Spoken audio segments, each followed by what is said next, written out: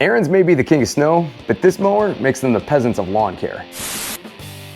So how does this Ariens razor mow? Well, consider this the Gillette razor of homeowner mowers, delivering a close shave to your lawn, with one of its best features being its mulching capabilities, leaving you with a really clean cut. The deep dish deck, measuring 5.5 inches with moderate deck suction, does its job tossing up clippings and recutting them with all that extra room. I thought for sure that this deck would have been caked up with clippings. There was some built up in certain areas, but it didn't seem to consume the entire deck. It really does take a lot for this mower to leave lumps all over your lawn. And in mulch mode, no clippings were left behind. Not bad. Well, I usually mulch about 90% of the time. Sometimes the lawn can get overgrown and you gotta call in the bagger for backup. Bagging did a bang up job, making this another excellent feature. And beating out mulch mode for the cleanest cutting method on this mower by the slimmest of margins. Pretty easy to switch things over, lift the rear door, pop the mulch plug out, pop on the bag, and the rear door forms a tight seal, allowing most if not all clippings to make their way into the bag. Cheaper mowers can start to feel rear heavy as the bag starts to fill up, lifting the front wheels more off the ground. This wasn't the case with this mower. The front end stayed down just fine. Plus, what's nice is you can really pack that bag. Better than the bagger at the grocery store. Mulching and bagging come easy to this mower with the dual cutting blades. We do see these dual blades on Honda mowers, and it's kind of like Toro had a baby with Honda on this one. More cutting surfaces equals more work getting done under here, which ultimately leads to your clippings being more finely cut, allowing you to push that much needed nitrogen back into the lawn where it belongs. And when you combine the dual blades with the deep deck, the cut quality on this mower goes way up. Striping was a solid B on this mower, but if you're looking for A+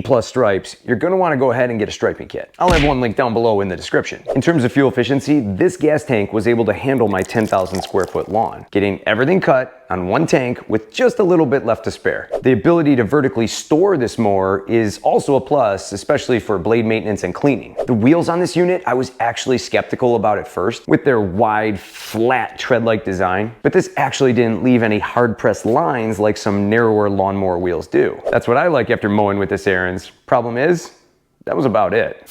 Hey guys and gals, welcome to Garage Gear. I'm JB, and to help this video keep up with the YouTube algorithm, would you mind hitting that like button?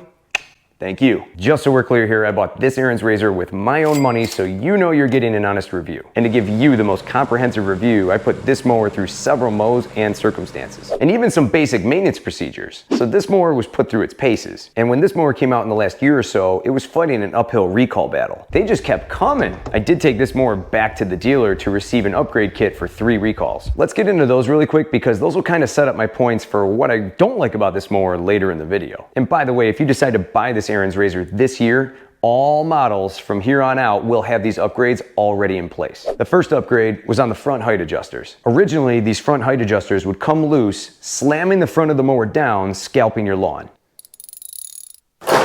Ariens redesigned this, and I can safely say that this is no longer an issue on my mower. It's held tight every single mow, and the only thing I noticed here is that when I look at this wheel edge, it lines up with the back wheel. But when I come over here, this wheel kind of sticks out about another ½ inch beyond what the rear wheel does. This doesn't seem to affect anything, but it's just one of those weird things that I noticed. The second recall was for the blade bolts. Apparently the blades would fly off. Kind of a dangerous thing. You can see here that they're tied down with 2 bolts and a thin bracket across. Again, I can safely say that I have seen no issues with this. Lastly, my dealer told me that there was a third recall for the self-propelled rear wheels. They ended up putting some spacers in the rear wheels to prevent the rear wheels from locking up when backing up. Now this segues nicely into what grinds my gears with this Ariens razor. Before I took this mower back to the dealer, I was using the mower for a little bit and I noticed that the wheels were having issues backing up. This is a motion that most homeowners will inevitably perform at any given point during their mow. Basically what's happening here, when you push down on the reflex, the cable lifts the transmission up, engaging the belt to drive the wheels forward. Now here's the problem. When you pull back on the reflex, the transmission's kind of getting stuck in this upright position, and you have this fight going on between the back wheels wanting to pull you forward and you wanting to pull the unit backwards. There doesn't appear to be a retraction spring down underneath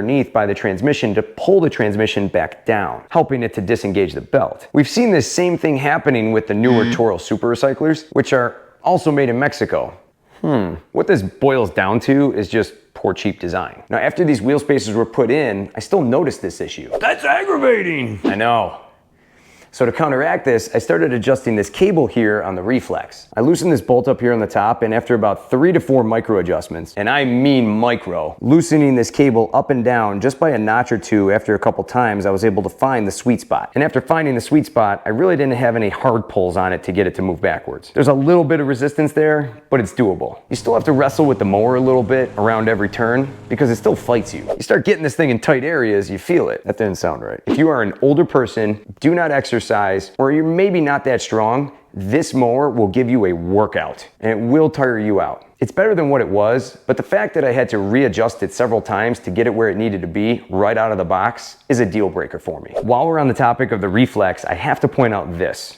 This safety bail right here sticks out way too far, to the point where it's uncomfortable to hold for extended periods of time. The plastic reflex handle here has a very shallow groove cutout, which doesn't give a lot of space for this bail to rest in. I even had some friends test drive this mower and even the garage gal, and every single one of them right away said that this handle was either uncomfortable to hold or it hurt your hands. My hands genuinely ached the longer I held this, especially toward the end of the mow when I was almost done. Next, the self-sharpening blades. When I purchase a mower, I like to use them right out of the box and use them for an authentic test. And boy, did that come back to bite me. Or rip me, because the new blades were actually dull. Ariens claims that these blades are self-sharpening, but that is not the case. I can prove the entire Ariens engineer team wrong on this one because the grass blades across my entire lawn were ripped and shredded and brown because the blades were ripping them apart rather than slicing through them. After sharpening the blades on my blade sharpener, every cut thereafter was substantially better. All the blades are cut clean, and Ariens has to take that self-sharpening thing off their website because that is a gimmick. Side discharging. Don't even waste your time with it. It's a trap, literally. Let me show you. The problem here is that you have this entire box right here that just traps all the clippings. Nothing can get out, and then the grass starts shooting wildly out of the sides. You end up wearing a ton of it all over your legs and feet. Also, when I was done, I lifted up the rear hood and a ton of grass just barfed right out. The mower was just packing it all up in there. I checked the manual twice on this, and there is nothing about a side discharge attachment or anything. So consider this 3-in-1, a 2-in-1 for bagging and mulching only. Now, I don't know what Ariens was thinking on this one. This mower also makes this weird grinding and rattle noise that I just can't seem to pinpoint. And it happens at the most random times, but the camera caught it here.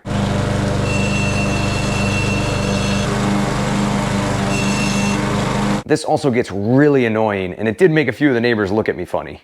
What else is new? Now, quite possibly the biggest aggravation comes from this Briggs & Stratton engine. And I'm going after Briggs and Ariens for putting it on this mower. Right on my third mow, this engine started doing the dreaded RPM rev when you hit a bump. Basically, as I would transition from my lawn to my sidewalk to my lawn, I would hear the RPMs drop and then come back up to normal. This is something that I'm going to have to investigate further and perhaps take it back to the dealer to have it looked at. We saw this same problem happening on newer Toro Super Recyclers with the same engine, and the fix for this was usually just making sure that the spark plug boot was snug. This one's nice and tight, and it ain't going nowhere. So with that being checked, we have another issue at hand here. The mower started sounding more like a 30-year-old mower with a bad carburetor issue and not a third mower. And it didn't stop there. I would take the mower and turn it around anywhere on the lawn, lift it up, make my turn, ease it back down, and it would still drop in RPMs and then spike back up.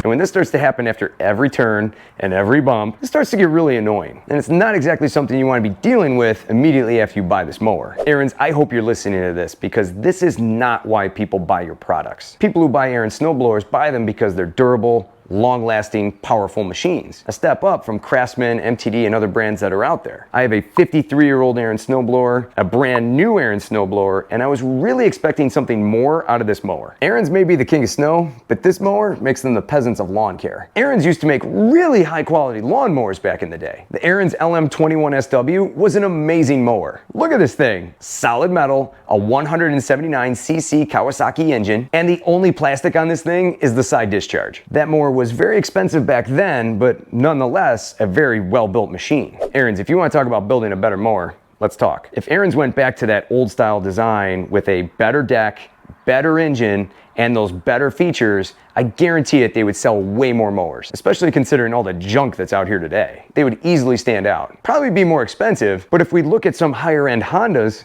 they're up there because they're high quality and people know what they're getting. The Ariens website specifically says that this is a new direction for walk-behind lawnmowers. Ariens, you better get on Google Maps because you're lost somewhere in Mexico with this one. If you're interested in learning more about the specific details of this Ariens Razor mower, I'll have that video linked down below in the description. Will this mower cut well? Yes, in certain modes. Will this mower get your lawn cut in a respectable amount of time? Yeah, but know that this is not a mower designed to last for decades. It's very much an entry-level mower. It's going to work you out just as much as you're working it out. And if you're going to buy an Ariens Razor, just know right out of the box, you're gonna have to make some adjustments to get it up to standard.